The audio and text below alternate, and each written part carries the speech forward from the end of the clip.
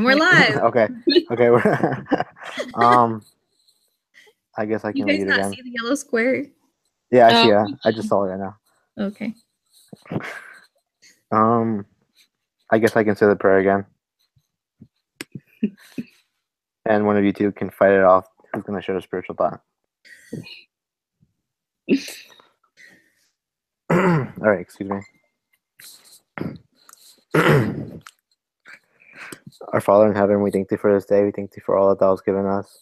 Thank thee for all the trials and that we have in our lives, and thank thee for the restored gospel. We ask thee that today we may learn from each other's ideas and learn about this case and see what the owner can do to help his business grow. We ask thee that you may bless each and every one of us. We love thee very much, and we say these things in the name of Jesus Christ. Amen. Amen. I can do one unless you already have one in mind. Oh, I sure didn't. Go for it. Perfect.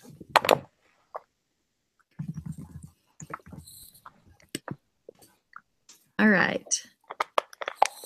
I'm not playing fetch with you. Oh my gosh. Sorry.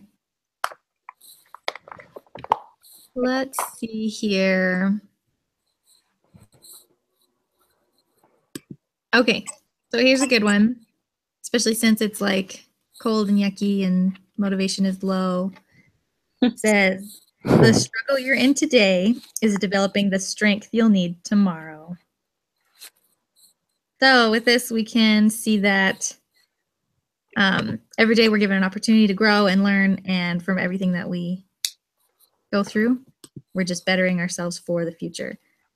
And I think we can relate this to our personal lives and our spiritual lives and our school lives, especially now that we're graduating. We can take this struggle and take it into the next phase of our lives. So I say this in the name of Jesus Christ. Amen. Amen. Okay, thanks for sharing that. So I can go over the questions. I have it open already. So the first question says, should David Vivero raise money? Yes or no?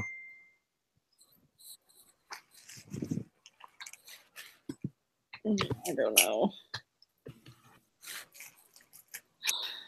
I said yes. Strongly yes. But that was just me. I said yes as well. I also said yes. Okay, I guess we all said yes. If yes, Madison, what should he do with the money? Why are you gonna pick on me? I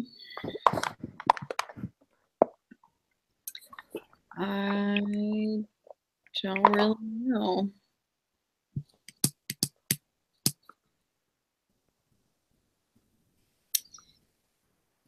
I don't know. You guys start. I can help you. Okay.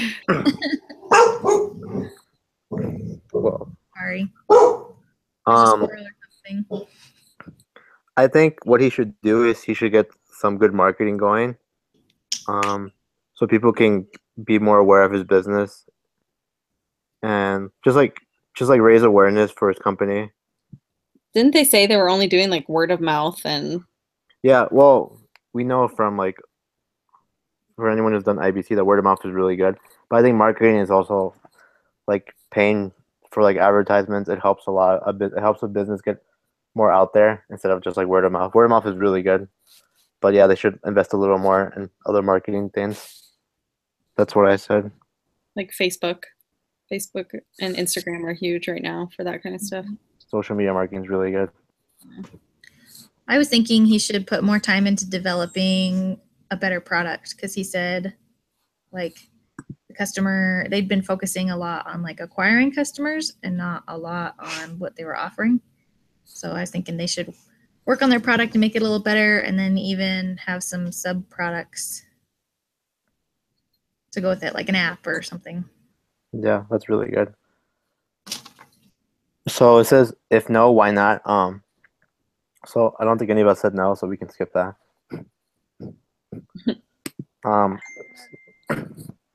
So read page 7. I can read this, or if you want to read it, Madison. Read page 7. It says read page 7. Start from. I tried to raise funds. It's the 1, 2, 3, 4. It's the 5th paragraph. Yeah, just that paragraph, or that and the next one? Yeah, just that paragraph. I tried to raise funds until funnel. I tried to raise funds from Sandhill Road venture capitalists in October and November. They liked our team and our idea, but they told me to come back when I had proved the model in more than one city, demonstrated lifetime customer value well in excess of average customer acquisition cost, and had reliable data on my sales cycle and conversion funnel. I only know what happened. Okay, so the question that follows this says, why do investors care about customer lifetime value, customer acquisition cost, and sales conversion data? Because you can't be successful unless those numbers are in order. Yeah. If your cost to get a customer is way more than how long they're going to stay with you and make from them, then it's useless. Yeah, exactly. Like, there's no point in having, like, so the customer acquisition cost should be, hold on, I wrote it down somewhere.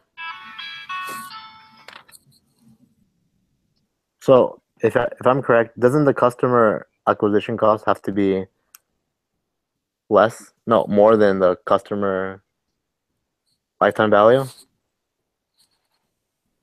No, you You want guys it to be less, right? Because acquiring the customer, you want the cost to be less than the value of the lifetime of a customer. Okay. Okay, yeah, I got confused. Okay. But yeah, like Andrea was saying, if it's too high, then there's no point in having even getting the customer. It's not worth it.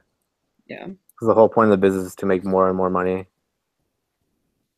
Well, do you know what sales conversion data is?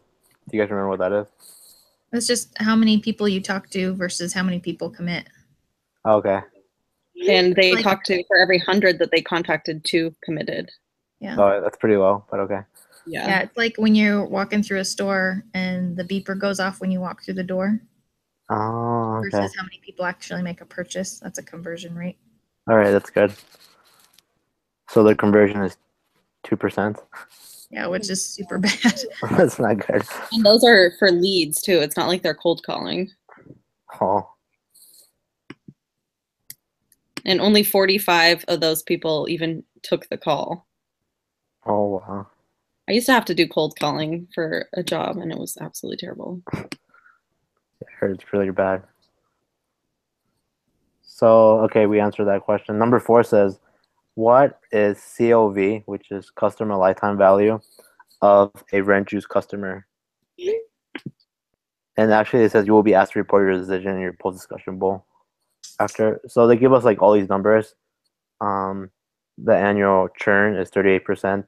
Monthly revenue per customer 440. Gross margin is 75%.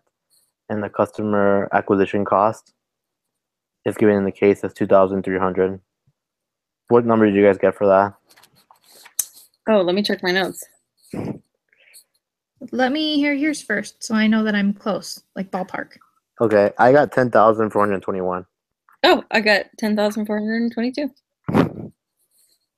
That sounds really close. Yeah, I think that's great. Okay, what did you guys do for that? Did you guys just multiply? I thought we were friends, Steven. I can't. I can No, tell you tell what. me how you got that number, Andrea. Oh, we were friends. No, I can tell you what I did. So. Oh, let me take notes. Hold on, to make sure that your notes line up with my notes. Okay. Okay, go ahead.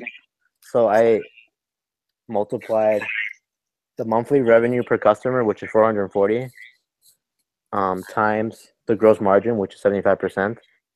But you know how they give us the annual churn is 38%. That's annually. So I multiplied 440 times 12 to change that number to annually instead of monthly, because that's monthly.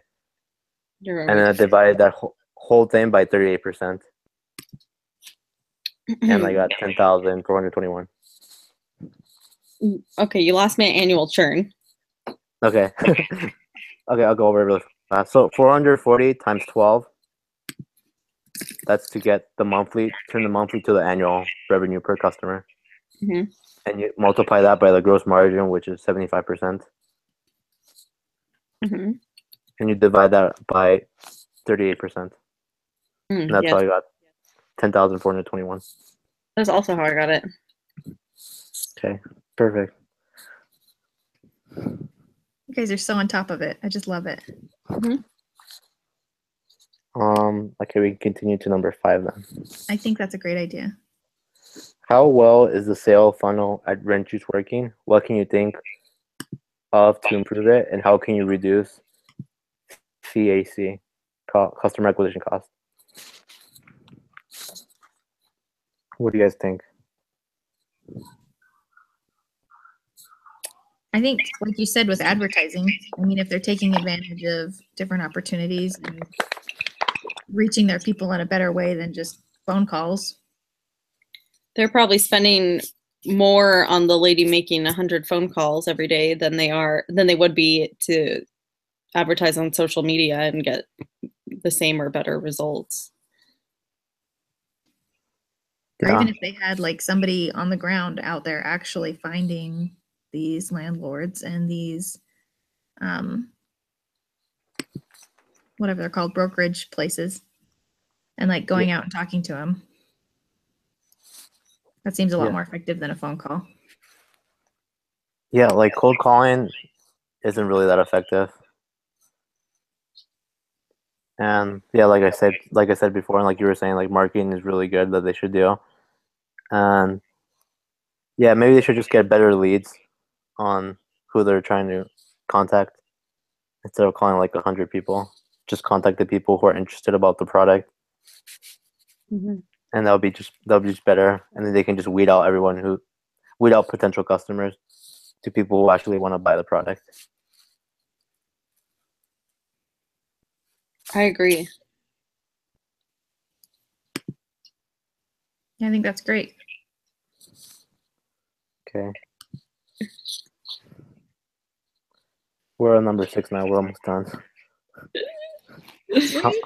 How long has it been? 17 minutes. Okay, good. Whoa, wait, for real? Yeah. Did you guys know from now on there's only one of these a week? Hashtag blessed, you guys. We do like papers, but we only have to do one group thingy. Well, we only have 2.5 weeks of school after this. What up, graduates? Yep. The end is near. The end is in sight. I've been calculating what my final grades would be if I did absolutely nothing else. Or so far I would get all Fs, but we're getting close. That's my favorite part of the semester, when you can get there and you're like, I could be done. You're like, I'm not going to, because everyone knows if I actually stopped, they would change it and something would happen and I would be 1 point shy. But it's comforting to know. Okay, anyway, sorry, sidetrack. Okay, how should Vivero respond to the new competition? Oh yeah, that's kind of lame. He was not very happy about that. I think he should just make sure he has a better product. Yeah. Getting their name out there and getting that main customer base and making sure that their prices are fair, they'll be fine, I think. Yeah, I think they should just build up their client base.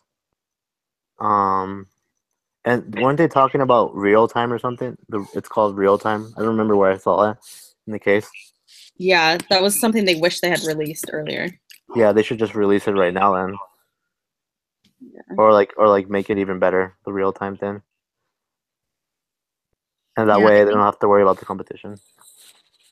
Yeah, I think if they spent that venture money on like making sure their product was good and that their other extensions of products were really good and solid, I think that would hold on to their customer base.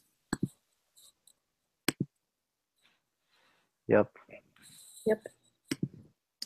List the pros and cons of each option discussed.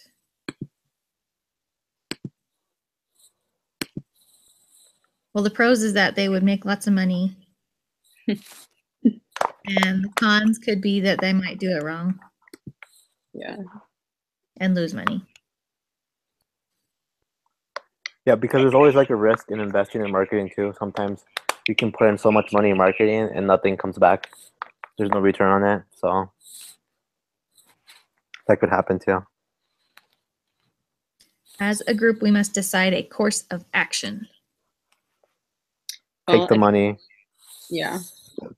They need to revamp their customer outreach and their advertising tactics.